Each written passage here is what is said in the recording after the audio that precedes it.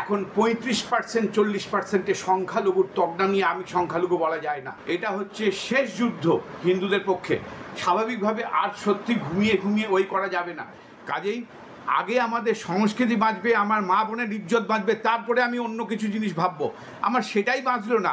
আর ওদের দুর্নীতি ভাই, এখন কাশিরাম দাস বা যারা যদি লিখতেন কীর্তিবশ যে একটা রামায়ণ মহাভারতের থেকে বড় হয়ে যাবে একটা দুর্নীতির যদি তৃণমূলের গল্প লেখা হয়, তার থেকেও বেশি। দয়া করে যাদের নিয়ে যাবেন যেন চুরি টুরি কিছু করে নিয়ে আসে, তাহলে আমাদের বাংলার লোকেদের মুখ পুড়ছে। আপনার মুখ পুড়লে আমাদের কোনো অসুবিধা নেই, আমরা প্রতিনিয়ত পড়ছে, কোর্টে পুড়ছে, সব জায়গাতে পুড়ছে, তাতে আমাদের কোনো মাথা ব্যথা নেই। শুধু শুনতে হয়, সেটাই সব থেকে বাজে লাগে। দয়া করে এমন কোনো সাংবাদিক নিয়ে যাবেন না যার আবার চামচ টামচ চুরি করবে, রূপোর চামচ থেকে লোভ সামলাতে পারে, আবার $50 ফাইন দিতে হয়েছিল। আমি অনেকটাই সমর্থন করি শুভেন্দুবাবু যেটা বলেছেন, অত্যন্ত আক্ষেপ থেকে, এবং আমাদের প্রত্যেকের এই আক্ষেপটা যখন উনি বলেছিলেন আমরা 70%, 30%কে কেটে ভাসিয়ে দেব, তখন প্রতিবাদ করেনি কেন? যখন একজন মেয়র সারাক্ষণ ধরে হিন্দু ধর্ম ছেড়ে তারপরে সারাক্ষণ ধরে মুসলিমদের উর্দুই করবেন এবং ইসলাম স্থাপন করবেন, যারা দাওয়াতি ইসলামী নন, এইসব কথা বলেন, তখন উনি কেন তাদেরকে শোকজ করেননি বা বলেননি? এইগুলো বাড়তে বাড়তে, এবং আমরা একদম পরপর দেখতে পাচ্ছি প্রত্যেকটা পুজোতে ঝামেলা করছে। একজন মোবাইলে তার ছবি তুলছে একজন মহিলার, এবং সেটা বলতে গেলে তখন সিপিএম এবং তাদের গণশক্তিতে ভালো করে ক্যাপশন দিচ্ছে, তৃণমূলরা চুপ থাকছে। এটা দেখতে দেখতে মনে হচ্ছে যে আমরা যারা হিন্দু ধর্মের অনুসারী, যারা সনাতনী, এরা অত্যন্ত বিপদে আছে। যাদেরকে সংখ্যালঘু বলা হচ্ছে, সংখ্যালঘু তারা আদপেই নয়, এই জিনিসটা মাথায় রাখতে হবে। যখন 1952-তে সম্ভবত যখন সেন্সাস হয়েছিল, তখন তাদের মুসলিম জনসংখ্যা ছিল 19%, তখন তারা সংখ্যালঘু ছিল। এখন 35% 40%-এ সংখ্যালঘুর তকমা নিয়ে আমি সংখ্যালঘু বলা যায় না। অন্তত যে যে রাজ্যে তারা রাজ্যে তো বেশি হচ্ছে, এবং যে যে জেলাতে তারা নয়, তাদেরকে সংখ্যালঘু তকমা দেওয়া যাবে না। ABC কোটা বা যেগুলো করেছে, যেটা আমাদের OBC কোটার থেকে কেটে দিচ্ছে, এগুলো করা যাবে না। স্বাভাবিকভাবে শুভেন্দুবাবুকে আমি সমর্থন করি, এবং ঠিকই বলেছেন, অত্যন্ত রাগের সঙ্গে বলছেন তারা নিজেদের আচরণ আগে ঠিক করুক। তাদের আচরণের জন্য আজকে এই কথাটা বলতে হচ্ছে। ভাই, ভালোবাসা দিয়ে থাকা যায় না, ভালোবাসা নিতেও জানতে হয়। তোমরা নিতে জানবে না আর তোমাদের সঙ্গে গলাগলি করে থাকবো, এই জিনিসটা চলতে পারে না। দিনে দিনে দিনে দিনে আমাদের মাদেরকে সম্মান, মা বোনদের সম্মানটাকে পদদলিত করা হচ্ছে।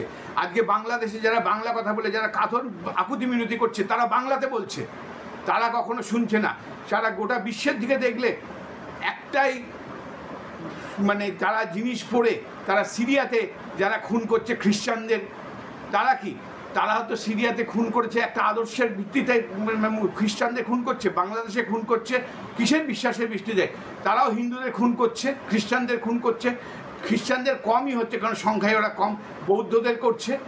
তাহলে সেইটা যখন সারাদিন আমরা দেখতে পাচ্ছি, স্বাভাবিকভাবে আমাদের মানসিকতাও শুভেন্দুবাবুর মানসিকতার সঙ্গে একই মানসিকতায় পর্যবেসিত হবে। তোমরা নিজেরা আচরণ যদি ঠিক করো, ভালো ভালো তোমাদের মানব সম্পদই তো তৈরি করতে পারছো না। তোমরা সারাক্ষণ মারামারি কাটাকাটি আর মাদ্রাসার আর শিক্ষিত হয়ে কী করবে? কাজে স্বাভাবিকভাবে আমাদের মমতা ব্যানার্জিও মাদ্রাসাকেই বলছেন তারা ভোটের জন্যে। উনি কী নিয়ে খেলছেন উনি জানেন না, এর ফল উনি পাবেন। হিন্দুরা জেগেছে, আরও জাগবে শুভেন্দুবাবু এবং আমাদের সবার নেতৃত্বে, এবং এটা ঠিক করছেন। এটা না বললে পরে হবে না, কারণ এই বলাটা দরকার অনেক আগে থেকেই।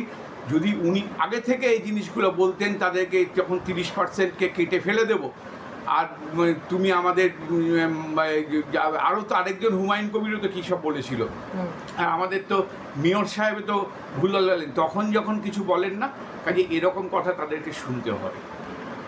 হ্যাঁ, সত্যি হিন্দুরা ভোট দিতে কম যায়, এটা সত্যি সত্যি। আপনি এই জিনিসটা করলে আমাদের এই গণতন্ত্রের পক্ষে অত্যন্ত ক্ষতিকারক।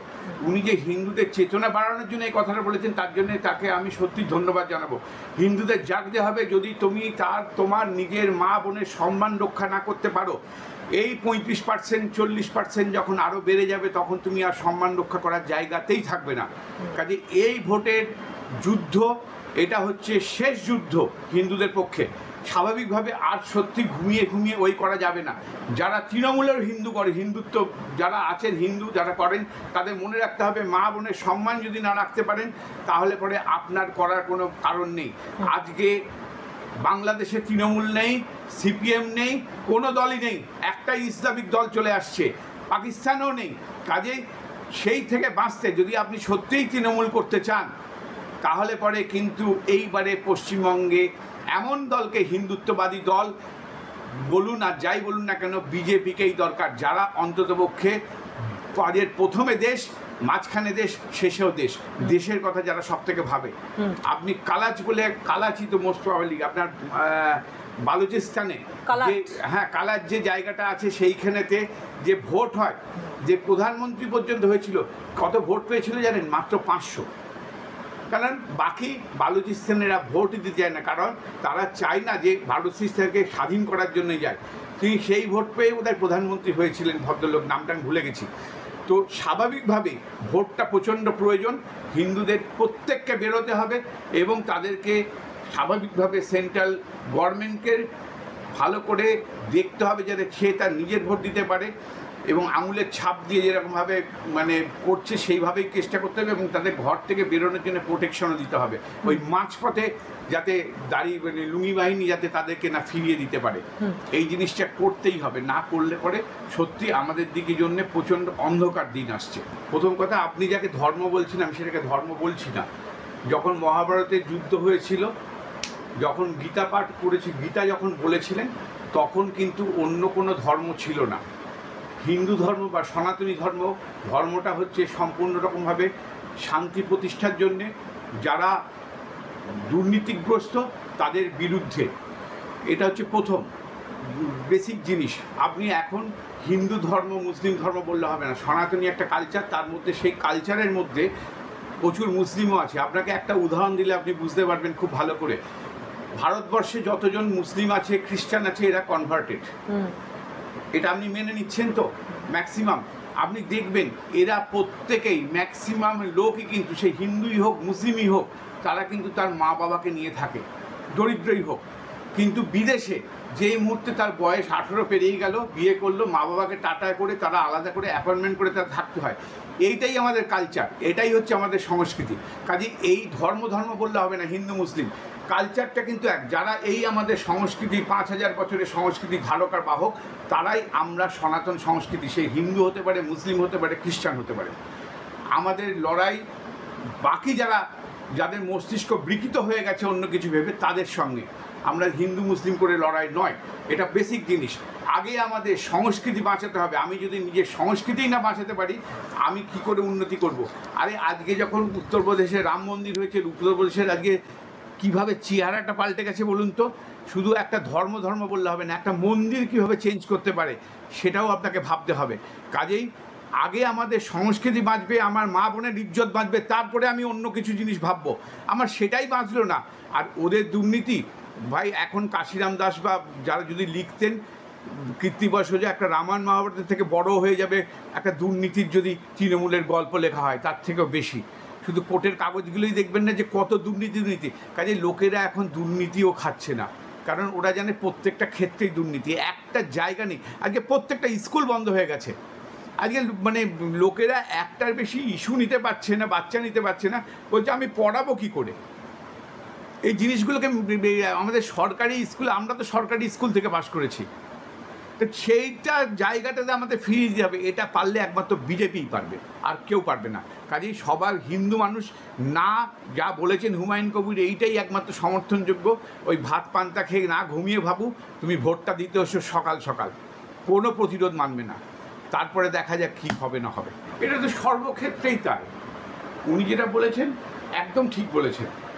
এই জিনিসটা বলেছেন, এটা সবার কাছে প্রতিভাত হয়ে গেল। উনি বলেছেন এটা বাস্তব জিনিস এবং প্রত্যেকটি 90% মুসলিমের, 90 কেন 99% মুসলিমের কাছে এটাই সত্য যে কথাটা উনি বলেছেন।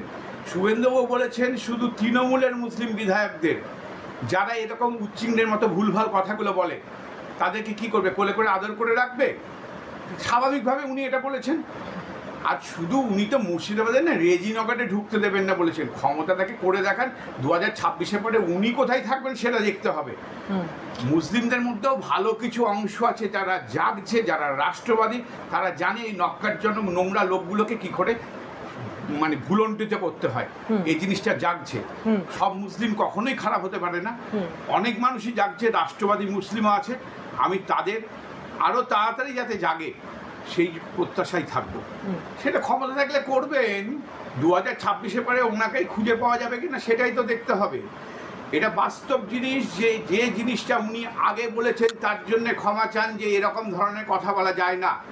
সংখ্যালঘু তব্বা, তুমি নিজেই তো বলছো বাবা 72%, তাহলে তুমি কিসের সংখ্যালঘু? তুমি তার মানে তোমরা যেখানেতে প্রধান হবে সেখানেতে এরকম ধরনের আচরণ করবে না? কিন্তু ডাক্তারবাবু প্রশ্নটা তো এইখানে উঠছে যে যখন শুভেন্দুবাবু বলেছিলেন, তিনি পরিষ্কার ভাষায় বলেছিলেন যে কজন মুসলিম বিধায়ক জিতে আসবেন তৃণমূলের পক্ষ থেকে তাদেরকে তুলে আমি রাস্তায় ফেলবো। তিনি তো মোটেই বলেননি যে গোটা রাজ্যে যত মুসলিম আছেন তাদেরকে তুলে চ্যাঙ্গোলা করে রাস্তায় ফেলবো। বলেননি তো, আমি তো সেটাই বলতে চাইছি। একদম শুভেন্দুবাবু বলেছেন তৃণমূলের যারা চেতনাহীন, একদম তাদের মধ্যে সবগুলো যেগুলো মুসলিম বিধায়ক সবগুলোই চেতনাহীন, তাদেরকে স্বাভাবিকভাবে যদি এরকম ধরনের আচরণ করে তুলে ফেলে দিতেই হবে। তারা যেহেতু একসঙ্গে, বললাম না, ভালোবাসা শুধু যায় না, ভালোবাসা নিতেও জানতে হয়। ভালোবাসা যারা নিতে জানে না তাদের সঙ্গে একসঙ্গে থাকা যায় না। সংখ্যালঘু এই কথাটাই আমার কাছে খুব মানে বিবর্তনের পক্ষে এখন 35% 40%-এ দাঁড়িয়েছে, যেখানেতে আগে যখন সংখ্যালঘু হয়েছিল 1952 সালে সেন্সাসের যুগে যদি ফিরে যাও 19%-এ, তবেই আমি তোমাদের সংখ্যালঘু মানব। তার আগে সংখ্যালঘুর গল্পটা চলবে না। দয়া করে যাদের নিয়ে যাবেন যেন চুরি টুরি কিছু করে নিয়ে আসে, তাহলে আমাদের বাংলার লোকেদের মুখ পুড়ছে। আপনার মুখ পুড়লে আমাদের কোনো অসুবিধা নেই, আমরা প্রতিনিয়ত পড়ছে, কোর্টে পুড়ছে, সব জায়গাতে পুড়ছে, তাতে আমাদের কোনো মাথা ব্যথা নেই। শুধু শুনতে হয়, সেটাই সব থেকে বাজে লাগে। দয়া করে এমন কোনো সাংবাদিক নিয়ে যাবেন না যার আবার চামচ চুরি করবে, রূপোর চামচ থেকে লোভ সামলাতে পারবে। আবার $50 ফাইন দিতে হয়েছিল। দেশ পাবলিকেশন, একটা বিশাল বড় পাবলিকেশন, উনি মুখ্যমন্ত্রী বই ছাপছেন। এখানে প্রচুর বড় বড় জায়গার সাহিত্যিক আছে যাদের বইগুলো কেউ ছাপে না, অনেকেই ছাপে না, পয়সা দিয়ে করতে হচ্ছে। তাহলে কি তারা চেয়ারের বই ছাপছে? হতে পারে ওনার সাহিত্য গুণ হয়তো অনেক বেশি আছে জিনিসগুলো। এই বইগুলো যদি দেখা যায় উনি ক্ষমতাচ্যুত হওয়ার পরেও বিক্রি হচ্ছে, তাহলে বুঝবো যে বইগুলো সাহিত্য গুণ আছে। আর যদি দেখা যায় যে নেই, তাহলে পরে বুঝতে পারবো যে ওই বইগুলোর কোনো সাহিত্য গুণ নেই। কারা কারা কেনে আমি জানি না। তো স্বাভাবিকভাবে কিছু জিনিসের চেয়ারের জন্যেই ডাকা হয়। না, দীঘায় তো একটা মসজিদ তৈরি করার জন্য জমি টমি দেখেছে। আমার তো মনে হয় দীঘার মসজিদ কেন, তার পাশে একটা খ্রিস্টানদের জন্য একটা চার্চও করা উচিত, বৌদ্ধদের জন্য করা উচিত, শিখদের জন্য করা উচিত। পরপর এটাই করুন যদি কিছু, কিন্তু ওদেররা এতটাই সংখ্যালঘু, ওদের ভোটের জন্য ওনার কোনো প্রয়োজন নেই। তো স্বাভাবিকভাবে ফুরফুরা শরীফের একজনের ওই পীরজাদা যে ভদ্রলোক তহা সিদ্দিকের একটা দেখলাম সেদিন শাশ্বতর একটা চ্যানেলে, যে সাপে কাটলে পরে কোথাও নিয়ে যাবেন না নিয়ে যাবেন NRS, না নিয়ে যাবেন PG, কোথায় নিয়ে যাবেন? ফুরফুরা শরীফে নিয়ে আসবেন, তিনি নাকি সুস্থ করে দেবেন। তো এই ধরনের চেতনার লোকগুলোর পাশে মমতা ব্যানার্জিকে অসম্ভব ভালো মানাবে। আমরা সে ছবি দেখতে প্রস্তুত, এদের সঙ্গেই আপনি থাকুন, আমাদের তার বাইরে থাকার দরকার নেই। আমাদের অপেক্ষা করা ছাড়া কিছু নেই। এতদিন পরে এতটা ঘুরিয়ে ফিরিয়ে কলকাতা হাইকোর্টে করা উচিত ছিল, এটা সত্যিই দরকার ছিল।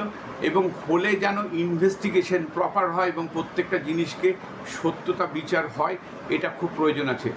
লোকাল যারা আছেন তারা যতটা ভালো করে দেখতে পারবেন, তারা প্রতিনিয়ত শুনতে পাচ্ছেন। সত্যি দূর থেকে দুপাতা পড়ে এই জিনিসটা কখনো হয় না। এটা নিয়েছিল কেন? তাহলে এই যে ভদ্রলোক আগে নিয়েছিলেন আমাদের চিফ জাস্টিস, তাহলে ওনার ভুল ছিল। অন্তত এই পার্টটা সুপ্রিম কোর্টের ভুল ছিল, এটা তো মান্যতা পেল। সুপ্রিম কোর্টও ভুল করে, এটা তো অন্তত মান্যতা পেল। আমরা মানে সত্যি বিচারের আশায় থাকলাম। আশা করা যায় এটা খুব তাড়াতাড়ি হবে, কারণ এটা প্রচণ্ড দেরি হয়ে যাচ্ছে, এটা আর সহ্যের বাইরে চলে যাচ্ছে। অসাধারণ প্রস্তাব হওয়া উচিত।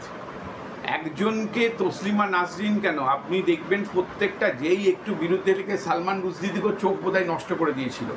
এরা প্রত্যেকটা ক্ষেত্রে সালমান উনি তসলিমা বাংলা ভাষায় কথা বলেন, বাংলা ভাষায় লেখেন, তো উনি কেন ফ্রান্সে বা দিল্লিতে পড়ে থাকবেন? এখানেই থাকতে হবে। এখানে প্রোটেকশন দেওয়ার দায়িত্ব হচ্ছে ভারত সরকারের। আগে এখান থেকে বুদ্ধদেব ভট্টাচার্য এখানে রাখতে পারেননি, রাখার সাহস হয়নি, কারণ আপনারা যদি 19% সংখ্যালঘু থাকতো তাহলে পারতেন, যখন 30-35% সংখ্যালঘু তখন আপনি রাখতে পারছেন না। আজকে উনি প্রস্তাব তুলেছেন, আমি আশা করব 2026-এর পরে পাপ দিতেই হবে এবং তসলিমা নাসরিন এই ভারতের কলকাতা শহরেই থাকবেন।